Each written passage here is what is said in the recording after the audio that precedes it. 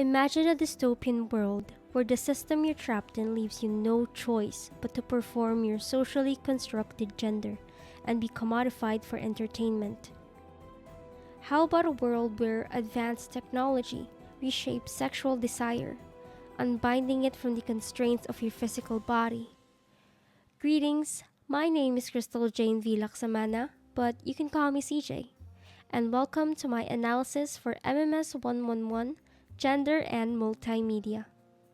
Today, we'll tackle the episodes 15 Million Merits and Striking Vipers from the critically acclaimed Netflix series Black Mirror, created by Charlie Brooker. I chose these as I remember watching them years ago, yet they have somehow scarred my mind ever since. And after rewatching them once again, I was reminded of the disturbing aspects that left me scarred in the first place. But more than just recounting the morbid nature of these stories, my goal today is to show how their narratives reveal deeper layers of gender issues beyond the common views and perspectives. Today, we will be guided by the theories and perspectives on gender performativity, male gaze, cyborg feminism, and queer theory. So, without further ado, let us explore how these episodes show how society and oppression make sex sell, and how fluid sexuality is and can further be through advanced technology. 15 Million Merits, written by Charlie Brooker and Coney Hook, is set in a dystopian reality where riding exercise bikes is equivalent to currency or merits. Bing, captivated by Abby and her singing voice, gifts her a 15 million merit ticket to join Hotshots for a chance at a better life. At the audition, she is forced to drink a compliance juice to make her more susceptible to comply. However, hopeful and innocent Abby goes up on stage only for her talent to be immediately dismissed, and they instead sexualize and objectify her. The judge panel pushes her to join a porn show called Wraith Babes. After some power play and peer pressure from the crowd and the judges, she reluctantly agrees, and from then on, Abby is forced to perform her gender.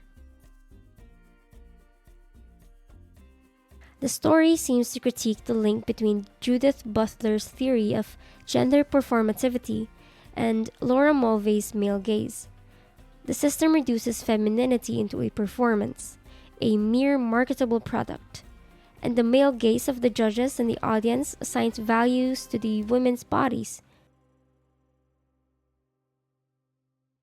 To be honest, as a woman, the whole episode left me traumatized for Abby, but made me realize how catered it was to the male perspectives, with little traces of female perspectives. Considering how it was written by a male and a female writer, it left me curious about the dimmer light on Abby's side of the story. The story revolved more around the usual male-centered narrative, with a male protagonist who has gained feelings and develops a savior mentality for the passive and underdeveloped pure female love interest. It emphasizes more on Bing's pain, using Abby's downfall only as fuel for his rage and disdain for the system.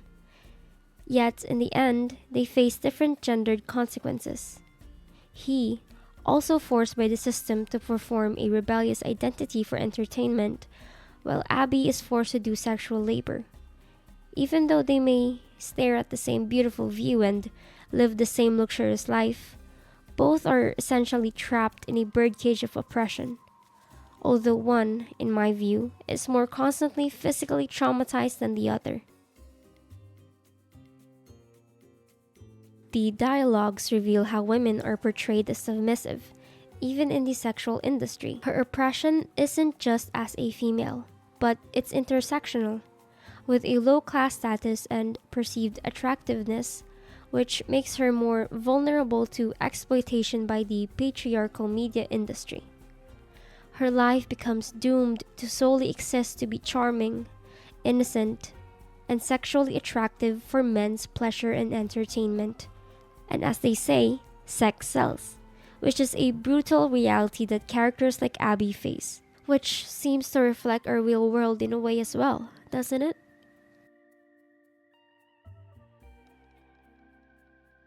Striking Vipers, written by Charlie Brooker, once again is set in another dystopian reality, where advanced virtual reality interfaces exist and allows your mind and body to basically be transported into the virtual realm. Two male friends play this combat game called Striking Vipers, with Carl playing as Lance, a male character, and Danny playing as Roxette, a female character. They unexpectedly kiss. Immediately perplexed, they both quit the game, but they find themselves logging back onto the game to have sexual relations. This causes their lives to be riddled with guilt and denial, and for them to question their sexuality. However, after kissing each other in real life and feeling nothing, they confirm that they only feel sexual desire for each other inside the game. Carl and Danny's situation confronts the social construction of sex and sexuality. We can even view Danny and Carl as what Donna Haraway calls cyborgs. As she argues, like the robotic counterpart of humans, we are like hybrids of machine and organisms or cyborgs. Viewing it through the lens of queer theory, their story debunks the long-debated heteronormativity which ties down sexual attraction to biological sex, and as exemplified by Carl and Danny, it is so far from that. Rejecting the universality of gender, the episode adds another layer to it as they go beyond the physical realm into a virtual one. In that sense, the characters in the game became embodiments of Danny and Carl. It's kinda wild to think about for now, but honestly, it kinda makes sense to me. Well, minus the cheating and all that, of course. Those are inexcusable. It also showcases how VR spaces have allowed the characters to explore a more complex fluidity of sexuality, which resists normative and rigid societal categories. Even further, taking into consideration the difference in how the characters in real life look versus the characters in the game. Moreover, the ambiguity of the in-game relationship pushes the characters to express their confusion. On the other side, Carl, who gets to feel how it is to be a woman, expresses emotional fulfillment. And once again, just like Abby and Bing, Carl and Danny's story seems to be tailored to men and shines a spotlight on a male-centered narrative. The focus is on the main protagonists and their emotional conflicts with one another, with Theo, Carl's wife, as collateral damage and Roxette as a character used by Danny to explore his sexual desire. And just like the intersectionality of Abby's struggles, from 15 Million Merits, Carl and Danny's experiences are not just of their gender identity and sexuality, but also of their race. As men of color, they had to navigate these societal expectations and stereotypes on masculinity with another layer of guilt, shame, and confusion. As black men, they are portrayed as hyper-masculine, physically and emotionally tough, and sexually dominant in media, which must be true as well for their fictional world. In conclusion, after rewatching the episodes with a lens of gender and multimedia learnings, I gained new insights which changed my perspective on gender, sexuality, and societal expectations. Analyzing them with the theories